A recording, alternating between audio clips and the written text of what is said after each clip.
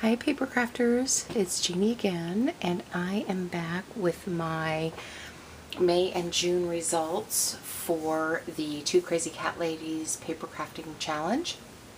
This is a challenge I'm doing with my friend Sonya at Cat Crazy Creations, and we are challenging each other to just do papercrafting projects. We're making 6 videos this year, and we did one at the end of February, one at the end of April, and now one at the end of June, and we'll do them every other month. And this is the old little graphic that I did for it, so scratch this. We are doing every other month, and so our next video will be scheduled for the end of August. And I am a bit late because my only daughter got married at the end of June, and so I was busy with wedding preparations and getting ready for company and all that stuff, and I did some wedding crafting. So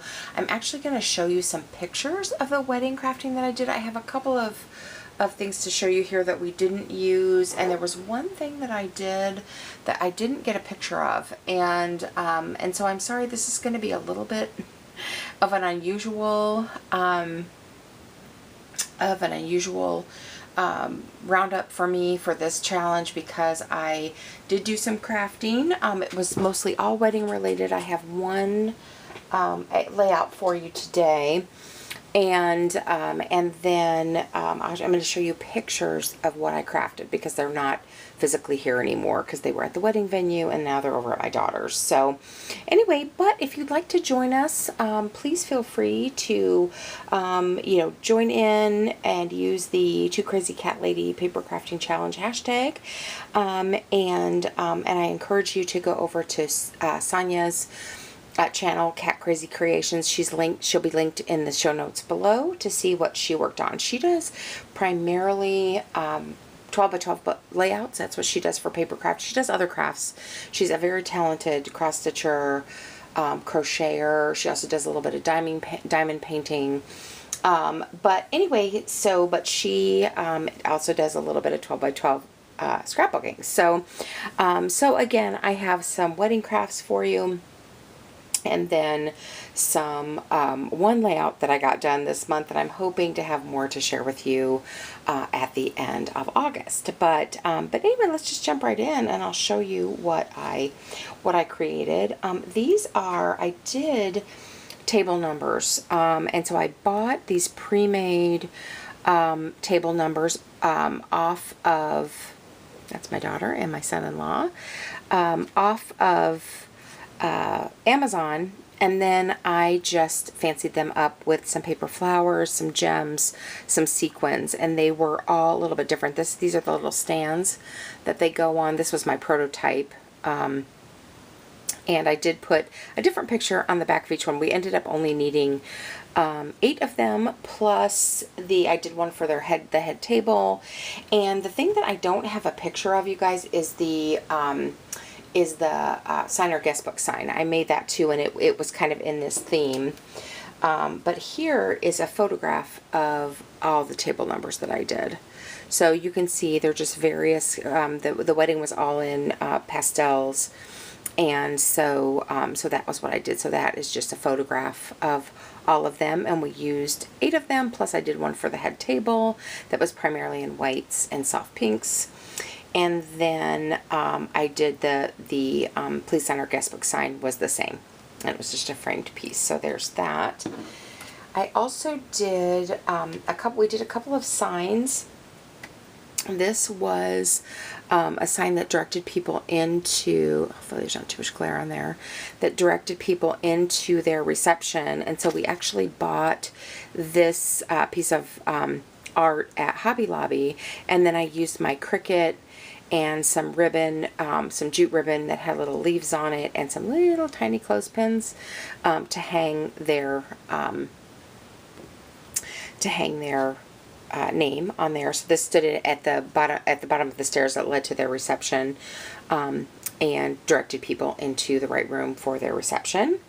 We also did, we bought a mirror at Hobby Lobby, and we did some vinyl clings there. So, and this was the sign that was out in the outdoor wedding venue, also on an easel, to direct people into where they actually got married. So that was the other thing that we worked on. And then we also did we also bought this tree at Hobby Lobby, and this was the Find Your Seat. Each one of these cards had the wedding guests on there. And so what I did is I put this, so those were pre-made things that she bought along with her, they were complimentary to their wedding invitation, which looked like this. And she got these at a printing place online, and then I added magnets to the back because this tree is metal, and then I used also some of my paper flowers to put magnets on the back, so it was like a floral tree, and then each person could look, table 1, table 2, table 3, and could look and see where they were to be seated for the reception. So, so I spent some of May and some of June doing those things, and it was really fun, and everything turned out actually better than I had envisioned. You know, sometimes I've never done crafts for a wedding before, and sometimes I think they can look like they're handmade or homemade, which is not a bad thing, but you know, we wanted them to look a certain way, and I was really, really pleased at how everything came out. And then we saved the table numbers. I haven't gotten them back from her yet, but I'm going to make these into a mini album, and put in some of their wedding pictures and stuff for them and just bind it. So that is my plan with that, and I'll show you that when I get that done, if I get those back from her. So that was the wedding crafting that I did, and then I did do one 12 by 12 layout, and this one is entitled I Found a Bunny. Yes, you guys, this is Jeannie's story time here. I was leaving work, and if you don't know, I am a nurse, and I was leaving and I work in I'm the childbirth educator and education coordinator in the hospital where I work.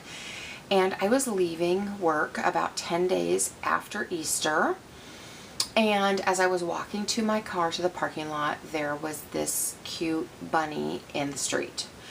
And he wasn't very big, because I'm thinking now he's grown since I've had him. But he was kind of loping along, hopping along, oblivious of cars.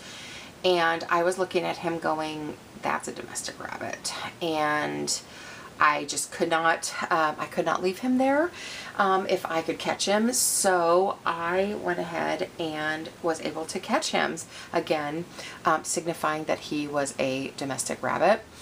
Because he was in the street, and then he hopped into the parking lot, and I was able to pick him up, and I ended up putting him in a grocery bag to get him to my house, and then he was in a cat carrier until I got a different little enclosure for him, because that was all I had. And so so this is Cinnabon E.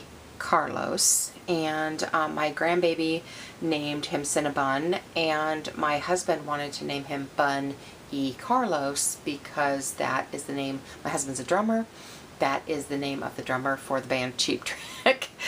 And so so yes, we still have the bunny. Of course, right after Easter, our shelter was just overrun with bunnies, and I just couldn't stand the thought of taking him to the shelter, and afraid he would be euthanized. So, oops, I got some little things on here. So, we still have him. I don't know. A friend of mine that already has a bunny might take him. We haven't decided really what we're doing with him yet, but we've had him since about 10 days after Easter. So, I whipped out so we have taken these pictures, and I whipped out my Easter scrapbook supplies, and was able to just put this little grid layout together. And so this was where was this from? Let me see. This was a kit from Echo Park. Look like this. Probably got this when we had Tuesday morning. And so I was able, and it does say Easter on a lot of it, but I of course didn't use the things that said Easter. It had this bunny sticker. These were other stickers that I had. These are stickers from the sticker sheet, the carrot paper. This was a cut apart. And then Somebody Loves You. That was also a sticker in the sticker pack. So, so this is my I Found a Bunny layout that I made.